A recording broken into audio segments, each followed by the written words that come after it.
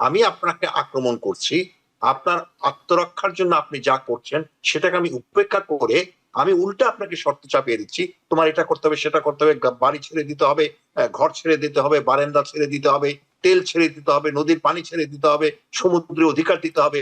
আমি আপনাকে নিজে আক্রমণ করে আমি আপনাকে শর্ত চাপাচ্ছি। সমৃদ্ধকৃত তাদের ইউরেনিয়াম আছে একটা সার্টেন পার্সেন্টেজের, সম্ভবত 95% পরিমাণ সমৃদ্ধ করা গেলে সেগুলা দিয়ে বোমা বানানো যায়। পুরো মধ্যপ্রাচ্যে এক হয়ে তো তার বিরুদ্ধে বলতে পারছেন না যে হ্যাঁ, আজকে যদি মধ্যপ্রাচ্যের কোনো একটা দেশ আক্রমণ হয় তার জবাব আমরা সবাই মিলে দেব। তারা এতদিন দাবি করে এসেছিল যুক্তরাষ্ট্র যে ওই সবগুলো এনরিচড ইউরেনিয়াম, সমৃদ্ধকৃত ইউরেনিয়াম তাদের কাছে দিয়ে দিতে হবে, তাদেরকে দিতে হবে। এই যুদ্ধের ভবিষ্যৎটা কি বারবার দফায় দফায় কি চলতে থাকবে? এবং আমেরিকা যেভাবে চায় সেটি কেন ইরান মানছে না? আবার ইরানের চাওয়া আমেরিকা মানতে সমস্যা কোথায়? দুই দেশের কোন জায়গাটাতে আপনার মনে হয় যে ব্রেক ইভেনে পৌঁছাতে পারছে না? ব্রেক ইভেনে পৌঁছাতে পারছে না, আপনার শেষ লাইন কেন পারছে না সেটা মানে সেটা দিয়ে শুরু করি। মানে হাতির সাথে যদি আপনি ইঁদুরের লড়াই করেন তো সেটার আপনি ব্রেক ইভেনটা কি হবে? হবে হয় ইঁদুর মারা যাবে, হাতি তো আর মারা যাবে না। এখন করা হচ্ছে, অনেকে বলবে ইরান কি ইঁদুর নাকি? না, ইরান ইঁদুর না, কিন্তু তুলনা যদি করেন ইরানের শক্তি ভার্সেস যুক্তরাষ্ট্রের শক্তি প্লাস ইসরায়েলের শক্তি, তাদের শক্তির সাথে আপনার মধ্যপ্রাচ্যের কোনো দেশ তো পেরে উঠবে না।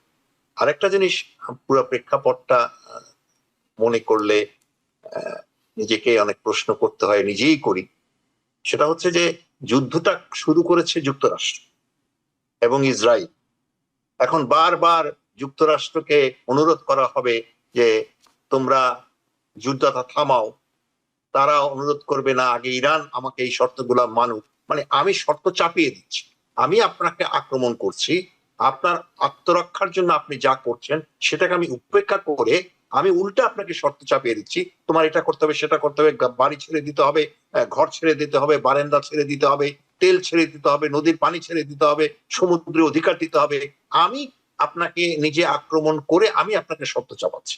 আবার তার সাথে কিছু মধ্যপ্রাচ্য দেশ আছে, তারা আবার বলতেছে বাবা আমেরিকা তুমি আমাদেরকে রক্ষা করো, তাদের নিজস্ব স্বার্থ। অতএব তো পুরো মুসলিম বিশ্বটাই তো এক না। আপনি এখানে কাকে কোন শর্ত, এবং মার্কিন যুক্তরাষ্ট্রকে অনুরোধ করা হচ্ছে ভাই তুমি আমাকে আক্রমণ করো না কেন? পুরো মধ্যপ্রাচ্যে এক হয়ে তো তার বিরুদ্ধে বলতে পারছেন না যে হ্যাঁ, আজকে যদি মধ্যপ্রাচ্যের কোনো একটা দেশ আক্রমণ হয় তার জবাব আমরা সবাই মিলে দেব। কই, আমরা তো সেটা করছি না। আমরা শক্তির কাছে পরাজিত, আমরা অর্থের কাছে পরাজিত, আমরা ক্ষমতার কাছে পরাজিত, আমরা লোভের কাছে পরাজিত, আমরা সন্ত্রাসীদের হাতে পরাজিত। এখন তো পৃথিবীতে সবচেয়ে বড় সন্ত্রাসী হচ্ছে রাষ্ট্র ইটসেলফ। অতএব আমরা কিভাবে কোন ব্রেক ইভেনে যাব? ইরানের পক্ষে তো তার নিজের আত্মরক্ষার জন্য যা যা করে একটা দেশ, আপনি দেখেন, আমি আজকেও একটা নিউজে দেখছিলাম যে গাজাতে ছেলে পেলেরা যে মাঠে খেলতো সে মাঠে এখন তারা খালি মাঠে তারা মুষ্টিযুদ্ধ প্র্যাকটিস করতেছে। ওই বাইরে যে সমস্ত বোমা টোমার অবশিষ্ট পড়ে আছে ওগুলো হাতে কোন রকম পেয়েছে। এটা কি সেই গাজার লোকদের এটা কি তাদের ভাগ্যে হওয়ার কথা ছিল? তো আপনি প্রতিটা দেশকে যারা একটু দুর্বল তাদেরকে মাটির সাথে মিশিয়ে দিচ্ছেন, আবার তাকেই আপনি শর্ত দিচ্ছেন যে তোমার এইভাবে চলতে হবে। ঠিক আছে, আপনি মোহাম্মদুল্লাহ ভাই, রেজা ভাইয়ের বক্তব্য আপনি শুনলেন, আপনিও কি ওনার সঙ্গে একমত? না, মোটা দাগে তো সবই একমত, আমরা সব তো সিচুয়েশন সমানভাবে দেখছি। একটা সর্বশেষ ট্রাম্প বলেছেন যে ওই যে কাতার, ইউনাইটেড আরব এমিরেটস আর হচ্ছে সৌদি, এই তিন রাষ্ট্রের পক্ষ থেকে তাকে অনুরোধ করা হয়েছে আগামীকাল তিনি আক্রমণ শুরু করার যে প্ল্যান করেছিলেন সেটা কয়েকদিনের জন্য স্থগিত করার জন্য, যে আমরা মধ্যস্থতা করছি, পাকিস্তান মধ্যস্থতা করছে, আর একটু সময় দিন। এটার পরে উনি বলছেন যে আমি একটু তাদেরকে সময় দিলাম। আরেকটা কথা তিনি বলেছেন, এটা ওই একসাথে না, পরবর্তী আরেকবারে পেলাম, সেটা হচ্ছে ওরা যদি সন্তুষ্ট হয় ইরানের এনরিচমেন্টের নিউক্লিয়ার ওয়েপনের ব্যাপারে, তারা যে যতটুকু সন্তুষ্ট হবে সেটা আমি মেনে নিতে রাজি আছি, তারা এগ্রি বললে। সেটা হচ্ছে তিনি যুক্তরাষ্ট্রের এতদিনকার দাবি, এখন সেই দাবি তিনি চেঞ্জ করেছেন আনুষ্ঠানিকভাবে তা আমি জানি না।